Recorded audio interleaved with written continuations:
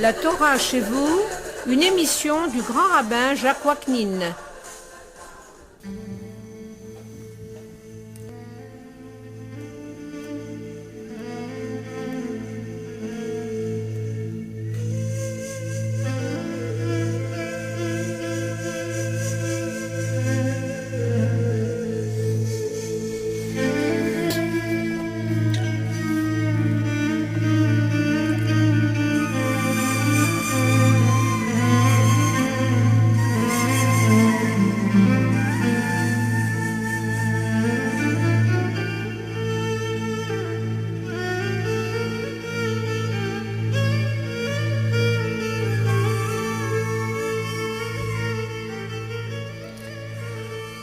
Le cours d'aujourd'hui est dédié Leilou Nishmat, Eyal Ifrach, Nathalie Frankel, Gilad Shaer, sauvagement assassinés par des terroristes, Hachem Yikom Damam.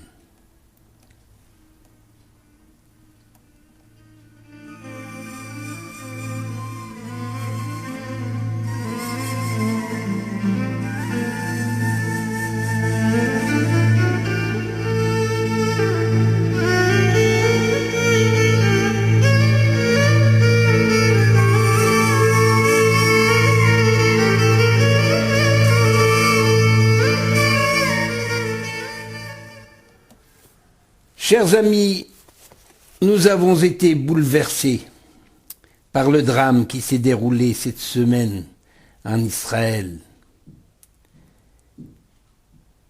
Notre réponse est que la vie doit continuer face à toutes les tentatives d'intimidation du peuple juif.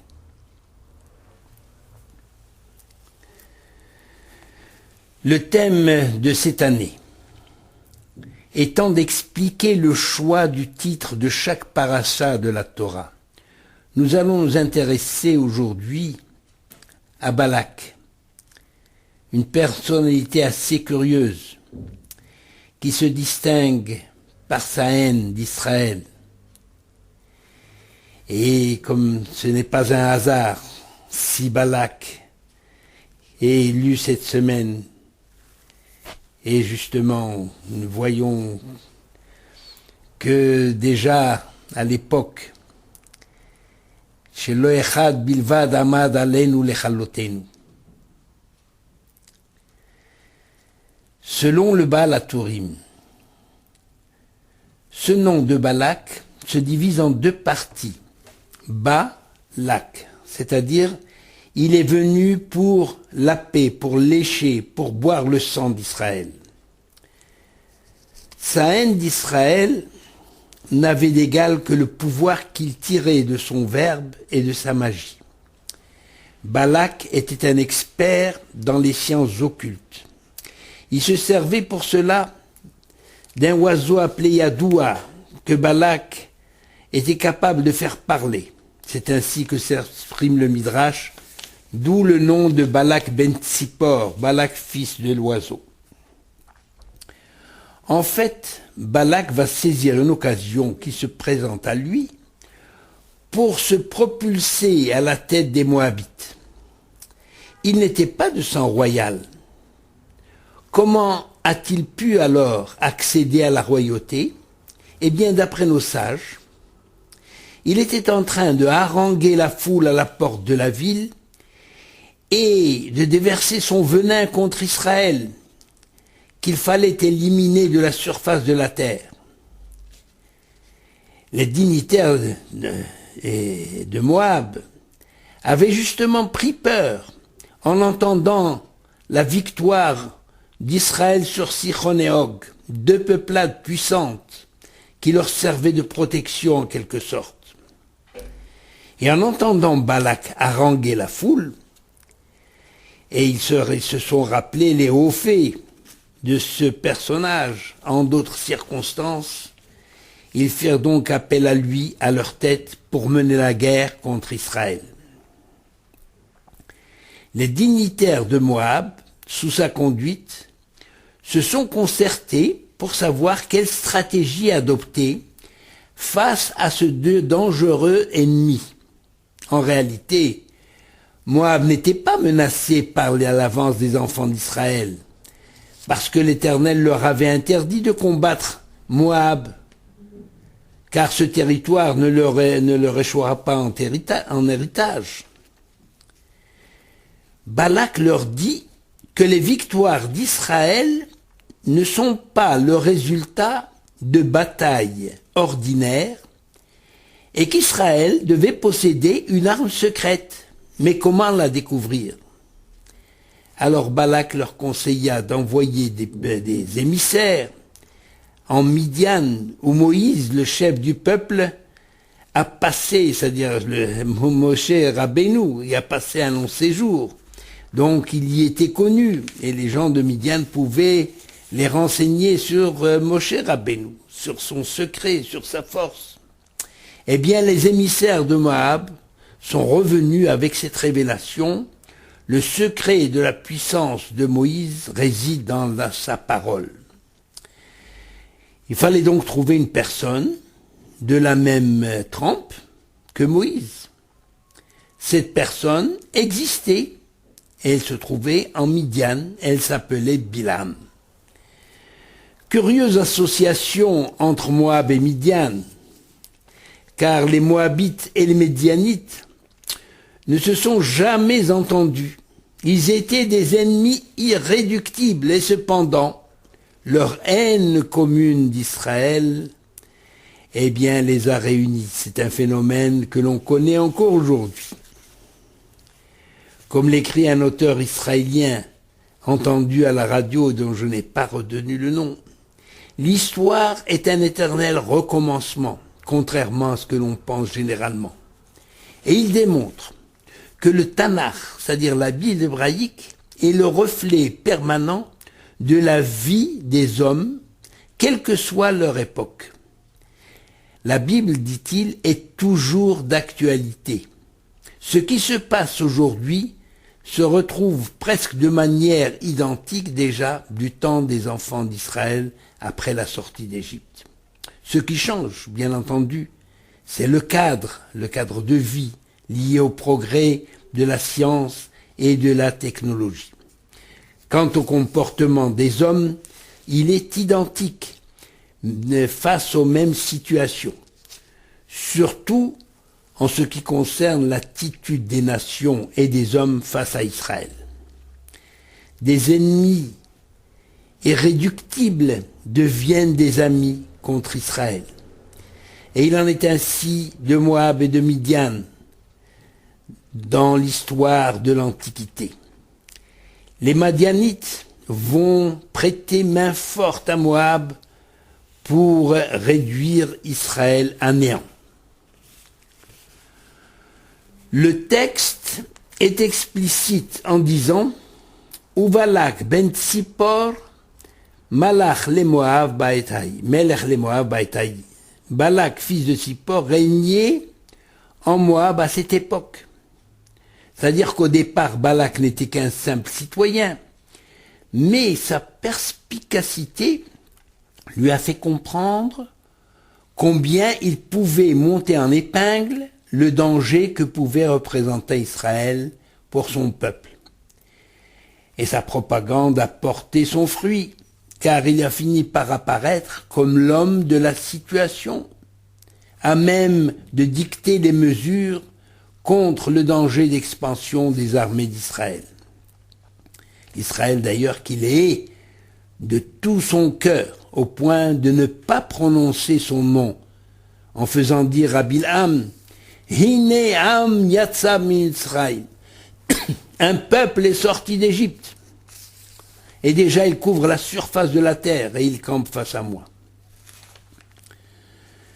Balak a fait des émules tout au long des siècles. Les antisémites de tous bords, n'osant pas toujours s'attaquer physiquement à Israël, utilisent à l'aide des médias tous les moyens de propagande dont l'efficacité est assurée. Ils grossissent la puissance financière et la domination des Juifs dans grand nombre de domaines, quand en vérité, les enfants d'Israël ne représentent qu'une toute petite minorité, accusés de manger le pain d'autrui et de gagner de l'argent sur le dos des pauvres. C'est ainsi que lorsqu'un juif réussit une contribution positive en faveur de toute l'humanité, on omet de signaler ses origines. C'est d'abord un Français, un Anglais, un Allemand, un Américain. Mais quand un Juif fait un crash ou commet un crime, on ne manque pas de mentionner son appartenance au peuple d'Israël. Il est curieux que, de tout temps, les médias ne trouvent jamais un point positif, une action méritoire, une action exemplaire, humanitaire, accomplie par des Juifs ou par l'État d'Israël. Balak fait donc appel à Bilham. Mais qui est Bilham? Qui est ce prophète? Un homme inspiré par Dieu, mais dont le caractère pervers lui fait oublier le pouvoir qu'il tient de l'Éternel. Une simple preuve de cette attitude, lorsque Dieu demande à Bilham, « Mais qui sont ces hommes qui sont avec toi ?» Au lieu de répondre, « Maître de l'univers, tu es omniscient, tu sais tout, as-tu besoin de me poser une telle question? Puisque tu sais tout, rien ne t'échappe. » Mais brûlant du désir de maudire les enfants d'Israël, Bilham se méprend sur la question de Dieu et il pensait que Dieu ne savait pas toujours ce qui se passait sur la terre et par conséquent il pouvait sans problème maudire Israël. C'est ce que dit le Midrash. C'est exactement ce qui se passe aujourd'hui. Les nations condamnent Israël quoi qu'il fasse. Ces nations oublient que l'Éternel veille sur Israël et que ces condamnations se retourneront contre ces nations, comme nous pouvons le constater de temps à autre. Les nations n'ont pas combattu le terrorisme naissant, pensant qu'il ne concernait que le peuple d'Israël, le seul peuple d'Israël. Aujourd'hui, le terrorisme met bien des pays en danger. Le nom Bilham peut se décomposer en Balaam, c'est-à-dire il veut avaler un peuple. Balaam, il veut perturber, jeter le trouble dans l'esprit du peuple, ou bien il veut rendre périssable le peuple d'Israël, ou encore Balham, s'il est sans peuple, ça veut dire il est au-dessus des peuples. Mais en fait, il ne représente pas un peuple, c'est un homme isolé. On dit qu'il est un descendant de Lavan, le beau-père de Jacob, celui qui a voulu en son temps déraciner le peuple juif, Arami Ovedavi, c'est ce que nous chantons le soir de Pessah, et qui a voué la descendance de Jacob, il lui a voué une haine irraisonnée, irrationnelle. Nos sages disent que l'Éternel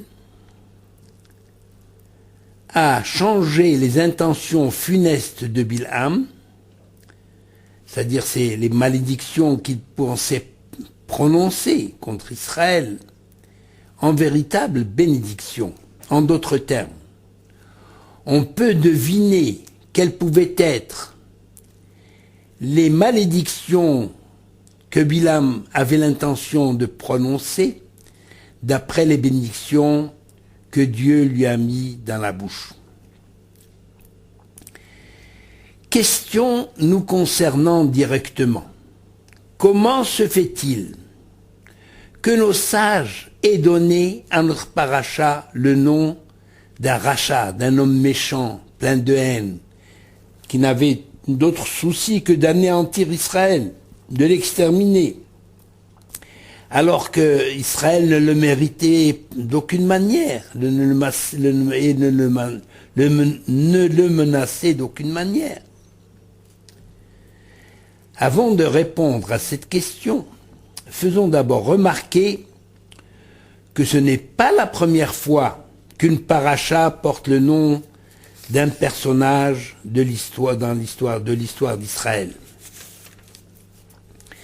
D'abord, la première fois, c'est Noach. La Torah dit à ce sujet, Noach ish sadik tamim haya bedorotav. C'est-à-dire que Noach était un homme tzaddik, un homme intègre dans sa génération. C'était une génération d'hommes dépravés. Donc Noach est un exemple d'humanité qui a pris la peine d'avertir ses contemporains du danger qu'ils couraient s'ils ne changeaient pas de conduite. Noach est donc un exemple pour tout homme qui cherche le bien et ne se réfugie pas derrière les méfaits de la mode ou du milieu ambiant dépravé. C'est donc pour nous l'homme digne de ce nom, fidèle à sa personnalité, jaloux de ses qualités humaines, c'est-à-dire le symbole du dévouement en faveur des personnes et des animaux dont il a eu la responsabilité durant tout le temps que durait le déluge. Il mérite donc de figurer dans le titre d'une paracha, car il est un exemple pour toute l'humanité, pour tous les temps. Le second personnage, c'est Yitro, le beau-père de Moïse, qui est un prêtre idolâtre en Midian à l'origine, mais qui a su se rallier aux enfants d'Israël du jour où il a découvert que l'Éternel et la Torah et la sagesse de Dieu, il a découvert cette Torah de Dieu, il a découvert à travers le peuple d'Israël. Et il a franchi le pas de la conversion. Il en a eu le courage de changer totalement de vie. La leçon que l'on peut en tirer est la suivante. Quel que soit le milieu dans lequel on est né, dans lequel on a été élevé, à partir du jour où l'on découvre la sagesse et la sainteté de la Torah, et que l'on s'y engage, eh bien, on suit l'exemple de Yitro. Et en cela, il mérite de figurer dans le titre d'une paracha de la Torah. Et d'autant plus, disent nos sages, qu'il est à l'origine d'un passage qu'on a rajouté dans la Torah et qui commence par Ve'ata techeze vikol ha'am, le passage concernant l'organisation de la justice. Le troisième personnage ayant donné le nom à une paracha, c'est Korach. Korach s'est révolté contre Moshe Rabbeinu. Mais en fait, plus que cette révolte contre Moshe, il visait à changer certaines dispositions de la loi divine à son avantage, en jouant au démagogue. Son action aurait été fatale pour la survie du peuple juif. Mais sur l'insistance de Moïse, le père du peuple juif, l'Éternel a envoyé un châtiment exemplaire et unique en son genre, la terre s'est entr'ouverte et a englouti Korach et ses alliés. Alors comment on peut justifier le titre de Korach? Eh bien, le Midrash dit qu'il a fait teshuva et que l'on peut entendre sa voix jusqu'à ce jour si l'on se trouve près d'une fissure dans la croûte terrestre.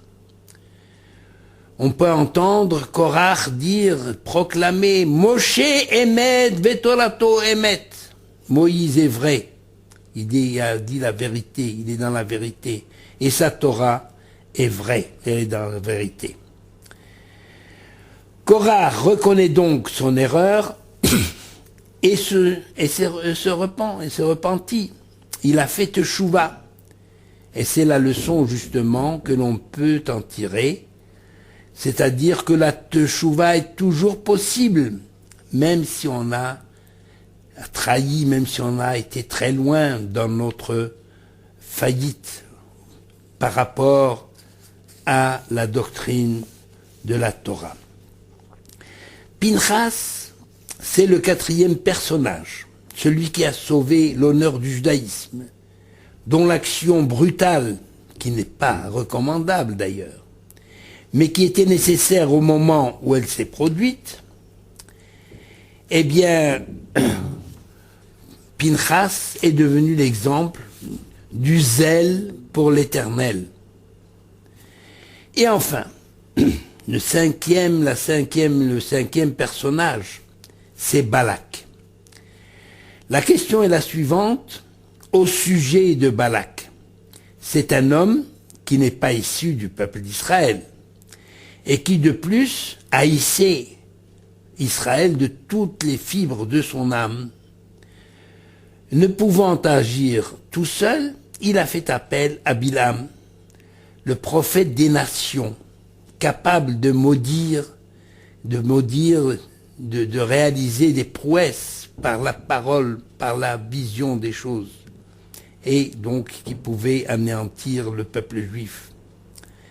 Alors, pour quelle raison retenir le nom de Balak dans le titre d'une paracha de la Torah? Quelle leçon peut-on en tirer?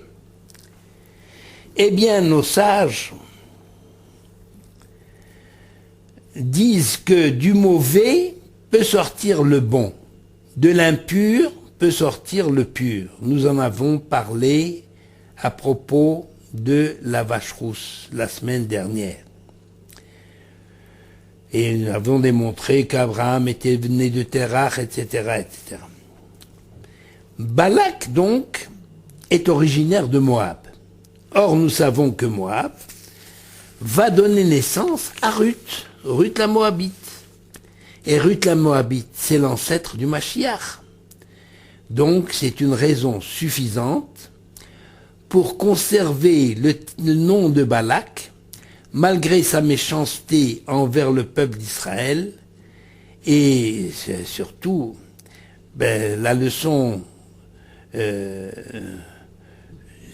parce que justement, nous avons là une leçon de vie pour notre quotidien, pour notre vie quotidienne, c'est-à-dire que de l'impur peut sortir le pur. On peut toujours redresser une action qui est tordue en quelque sorte. On peut toujours purifier notre conduite par la teshuva. Donc on revient toujours à cette teshuva qui est à la base de toute la vie du peuple juif, parce qu'on voit, il n'est pas possible de ne pas faillir, de ne pas chuter. Et il faut toujours, Dieu nous donne la possibilité, en chaque occasion, de nous rattraper, de nous racheter. Mais enfin, toujours dans ce domaine du mauvais, que du mauvais peut sortir le bon, c'est une grande leçon d'espérance pour nous juifs qui connaissons bien des épreuves tout au long de notre histoire. Nous pouvons constater, justement notre génération, que le peuple juif a repris encore plus de vigueur qu'avant la tentative d'extermination totale que nous avons connue il y a à peine deux générations. Et qu'il prospère dans tous les domaines, surtout dans l'éclosion de l'étude de la Torah et des sciences en général. Nous avons, nous, cette chance de notre génération qui a assisté à la renaissance de l'État juif, de l'État d'Israël, qui assiste à toutes les prouesses de cet État aujourd'hui, bien malgré qu'il soit entouré d'ennemis qui veulent le perdre, qui veulent l'anéantir.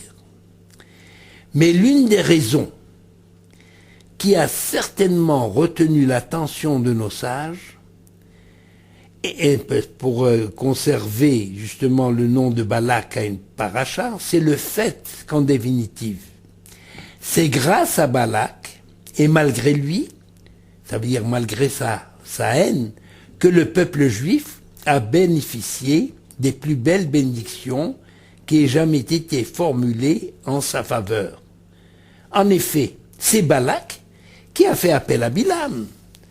Sans cette action, Bilham, ce grand homme, serait resté un illustre inconnu, et le peuple juif n'aurait pas bénéficié des bénédictions divines annoncées par ce prophète, le prophète Bilham, car il s'agit d'un prophète véritable. Mais comment expliquer son comportement que la Torah décrit comme un comportement indigne d'une personnalité de premier rang? Ce phénomène mérite d'être explicité par de plus amples détails. Il ne faut jamais oublier que l'homme a été créé faillible. En effet, il n'existe pas de juste parfait sur terre. En tzadik ba'aretz asher ya'aseh tov velo yecheta. Tout homme, quel qu'il soit, quel que soit son rang, commet une faute un jour ou l'autre, en pensée, en parole ou en acte. Et il est évident que la faute, qui peut être minime au niveau de Amcha, c'est-à-dire d'un homme du peuple, devient grave et parfois très grave au niveau d'un dirigeant, d'un chef du peuple. Prenons l'exemple d'un adulte et d'un enfant. Si un enfant subtilise un jouet dans un grand magasin, on l'attrape, eh bien on se contentera de lui tirer les oreilles et de lui faire promettre de ne plus recommencer. Et ça ne va pas plus loin. Il a été attiré par un jouet, il n'a pas résisté, il l'a volé. Le vol de ce même jouet par un père de famille pour le donner à son enfant peut se terminer de manière dramatique, parfois même en prison, avec tout le cortège de honte et de déshonneur. Même si ce vol peut avoir des circonstances atténuantes, puisqu'il a été commis dans une bonne intention, parce que ses pères n'avaient pas les moyens de payer ce jouet pour son enfant, il voulait faire plaisir à son enfant. Mais vous savez, cette excuse n'est pas admise. Et les motifs d'un vol sont inacceptables. Ce serait une faillite de la société. Si chacun se mettait à voler ou à tuer ou à commettre, déroger, transgresser la loi pour une bonne cause. Il en est ainsi d'un juge qui doit régler un litige financier entre un pauvre et un riche.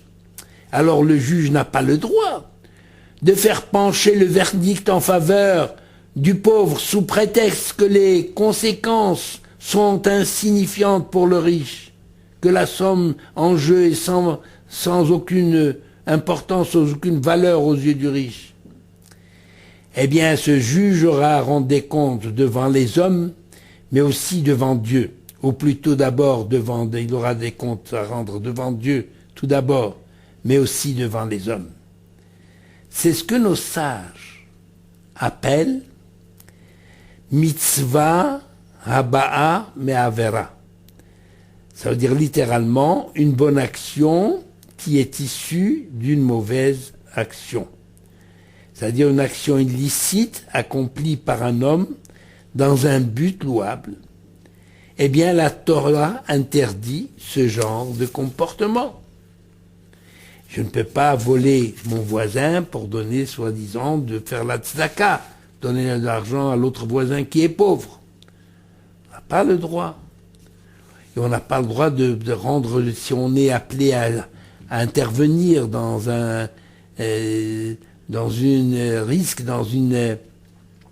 dans un litige entre des personnes, de donner raison à celui qui est plus faible par rapport au plus fort. Si déjà on nous demande de juger, quoique on ne doit pas juger, si on n'est pas un juge. Mais justement, Bilham, c'est un prophète véritable. Dieu a accordé aux nations la possibilité de la prophétie pour que les nations, nous dit Rachi, pour que les nations n'aient pas l'excuse de proclamer si nous avions eu ou si nous avions un homme comme Moïse, eh bien nous aurions reconnu et servi l'Éternel, nous aussi, comme Israël.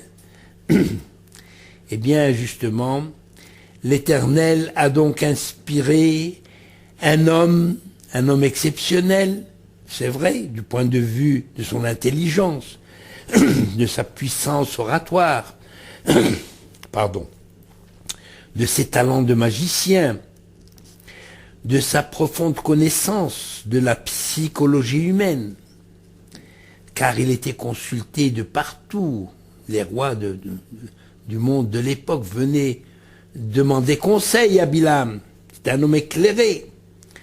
Mais alors que s'est-il passé? Comment un tel homme a pu dévier de sa mission et de son statut exceptionnel? En effet, le texte de la Torah nous présente Bilham comme un véritable prophète qui n'agit que sur ordre de l'Éternel, ainsi qu'il est écrit à propos de sa réponse aux envoyés de Balak. Restez ici, restez ici cette nuit, et je vous donnerai une réponse selon ce que l'Éternel m'aura dit dans la nuit. Effectivement, Dieu se dévoile à Bilham et lui parle. Une preuve supplémentaire que Bilham est un véritable prophète.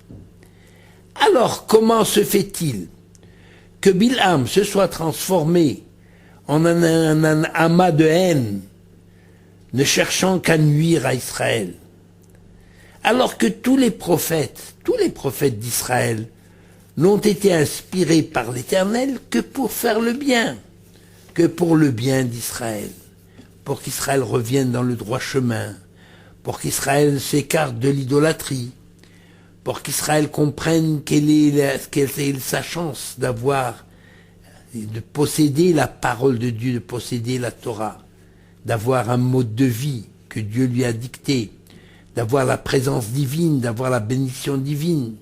C'est cela, tous les prophètes, lorsqu'on les lit, lorsqu'on se médite leurs paroles, c'est toujours des paroles d'encouragement. Ils fustigent le mal, mais ils donnent des paroles d'encouragement. C'est toujours des paroles d'espérance.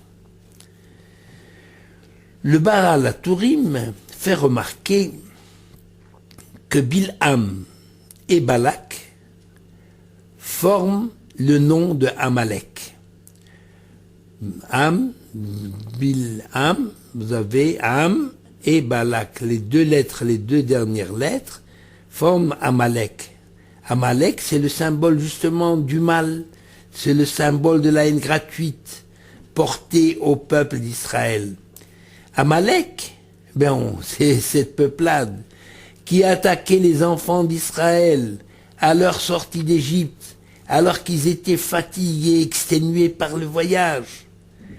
Et Israël ne menaçait nullement Amalek, il ne le connaissait même pas. Il était dans le désert, il est même passé aux frontières d'Amalek. Et Amalek, justement, est devenu le symbole du mal, l'ancêtre de tous les antisémites. Eh bien, Bilham, c'est un disciple d'Amalek. Parce que Bilham, on a dit tout à l'heure qu'il est un descendant de Lavan. Mais Lavan lui-même, c'est un disciple d'Amalek. Ça veut dire dans son esprit. C'est ce qu'on a bien, si on veut jouer avec les lettres, si on met par exemple Bilham et Amalek l'un au-dessus de l'autre, eh bien nous avons Bilham, les deux premières lettres, Bet Lamed, et en dessous on a Amalek, Aïn même, on a Bilham. les deux dernières lettres qui sont Am, Aïn même, en dessous, on a l'Amed Kouf de Amalek et on a le mot Amalek. C'est-à-dire c'est un petit jeu auquel nos sages sont amusés. Mais que signifie ce jeu de lettres? Eh bien, nos sages nous expliquent que chaque être humain possède une intériorité et une extériorité. Ça veut dire une vie intérieure, personnelle, intime, individuelle, unique en son genre, et une extériorité qui peut se retrouver chez d'autres gens. C'est-à-dire qu'en fait, Bilham, et pourquoi on a dit Bilham, vous avez les lettres intérieures, c'est Bilham, ça veut dire vous avez Bet Lamed et en dessous Aïn même, c'est Bilham, c'est l'intérieur, c'est les premières lettres. Ça, c'est Bilham, c'était quelqu'un de bien. C'était un prophète, pouvait faire merveille. Mais justement, les dernières lettres, l'extériorité, l'extériorité Amalek, il a voulu ressembler à Amalek. Et c'était ça, justement, à force de vouloir ressembler à Amalek, eh bien, il a fini par intérioriser les qualités d'Amalek, les qualités du mal.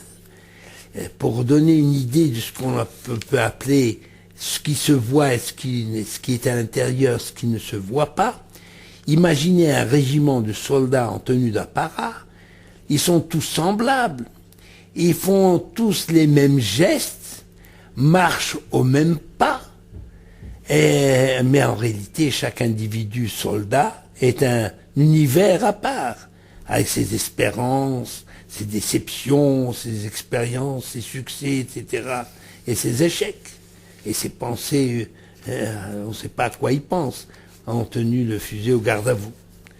Il en est ainsi de Bilham, qui, extérieurement, est la réplique du plus grand des prophètes, Moshe Rabbeinu. C'est ce que je disais tout à l'heure, je fais à l'envers. En vérité, l'aspect extérieur de Bilham, c'est un grand prophète, mais ce que nous révèle la Torah, dans son ultime message d'ailleurs, qui a dit « Velokam navi od be'Israël ke Moshe », c'est-à-dire, il ne s'est jamais élevé en Israël un prophète semblable à Moïse, mais nos sages s'empressent de lire cette phrase ainsi « Be'Israël ». En Israël, il n'y a jamais eu de prophète à l'égal de Moïse. Velokam navi od be'Israël. Et en Israël, il n'y a jamais eu de prophète égal à Moïse. Mais chez les nations, oui, il y a eu un prophète, un véritable prophète à l'égal de Moshe Rabbeinu. Et c'est Bilham. Bilham, justement, est comparable à Moïse. Mais finalement, il était comparable à Moïse qu'extérieurement. Parce qu'intérieurement, eh bien, il était à l'antipode de Moshe Rabbeinu. Ça, c'est le problème, je vais te parler. On peut côtoyer, si vous voulez, même jusqu'au divin. Mais si on a un parti pris, c'est-à-dire si on se laisse dominer par son yetzer, par son mauvais penchant, parce que dans tout homme il y a le bon côté, le mauvais, il n'y a jamais un homme tout à fait bon et tout à fait mauvais, ça n'existe pas. Il y a toujours le bien et le mal qui cohabitent dans l'homme. Et justement, le travail de l'homme, c'est de faire en sorte que le bien l'emporte sur le mal. Quand Dieu apparaît à Moshe Rabbeinu, dans le buisson ardent, eh bien, Moïse refuse sa mission, la mission que l'Éternel veut lui confier, car il se croit indigne et incapable de l'accomplir, c'est-à-dire d'œuvrer pour le bien du peuple d'Israël. Il dit à Dieu, envoie qui tu veux, mais pas moi. Parce que Dieu lui dit, je n'ai pas ma langue, je ne parle pas bien, etc., etc.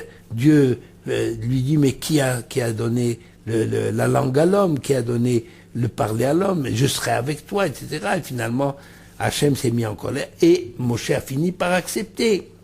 Parce que Moshe, justement, était l'homme le plus humble que la terre ait porté. Il se croyait inapte pour cette mission.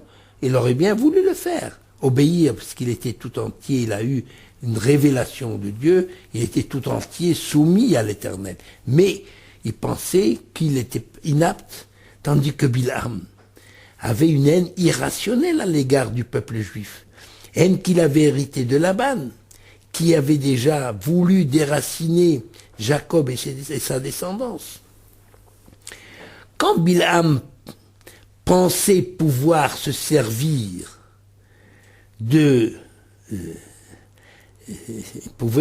Bilam, dans son action, il pensait pouvoir se servir de Dieu pour assouvir sa passion de haine, en pensant être dans le droit chemin, exercer la justice au nom de Dieu, car il faut bien juger, il faut toujours juger favorablement autrui, c'est-à-dire essayer de comprendre comment Bilham a pu.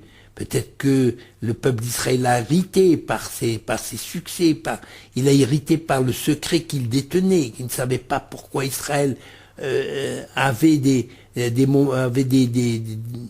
victoires sur certains peuples qui étaient beaucoup plus puissants que lui. Comment il arrivait à traverser le désert, comment il a entendu parler de la sortie d'Égypte, comment il a pu se sauver de cette Égypte qui a été complètement fermée, d'où personne ne s'est jamais échappé.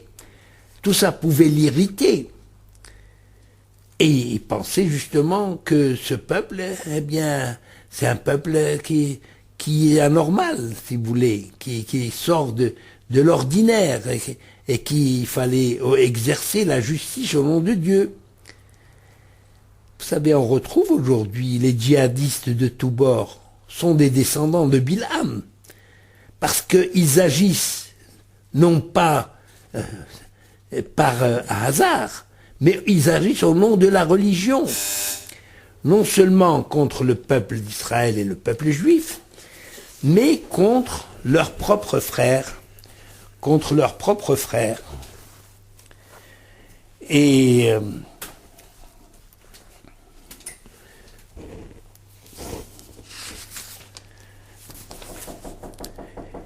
enfin, grâce à Balak, qui a fait appel au prophète Bilham, nous voyons apparaître dans cette paracha l'annonce claire de la fin des temps, l'annonce du Mashiach, le Messie libérateur d'Israël et de l'humanité. Voici comment le texte s'exprime. Er'enu velo ata, ashurenu velo karov, darach kochav miakov, vekam shevet be'Israël. Je le vois, mais ce n'est pas encore l'heure. Je le distingue, mais il n'est pas proche. Un astre s'élance de Jacob et un sceptre surgit d'Israël. Il y a bien d'autres tentatives de révélation dans la Torah, avec Jacob bénissant ses enfants, et il a voulu leur révéler la fin des temps, avec Moshe Rabbeinu dans son dernier discours, mais tous ces essais de révéler la fin des temps ont avorté.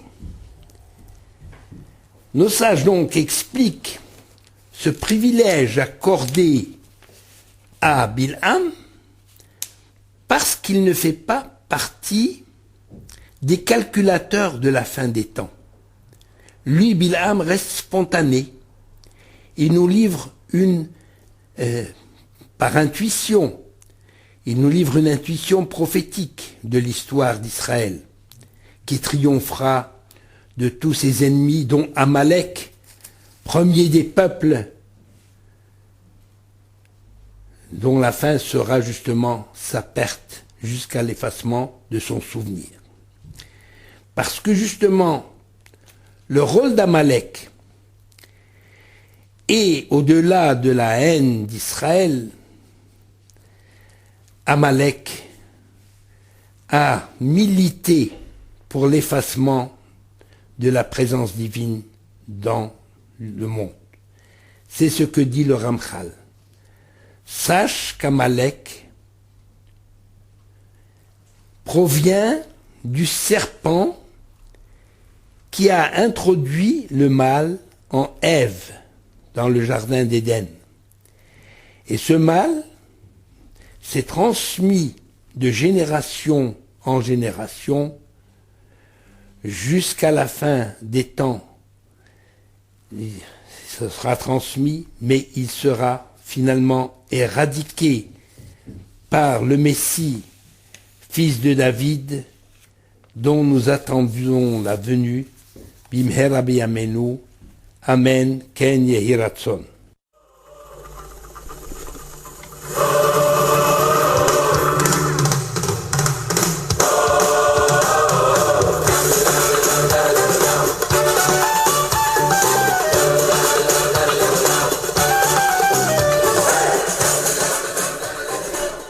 Vous venez d'entendre une émission du grand rabbin Jacques Waknin.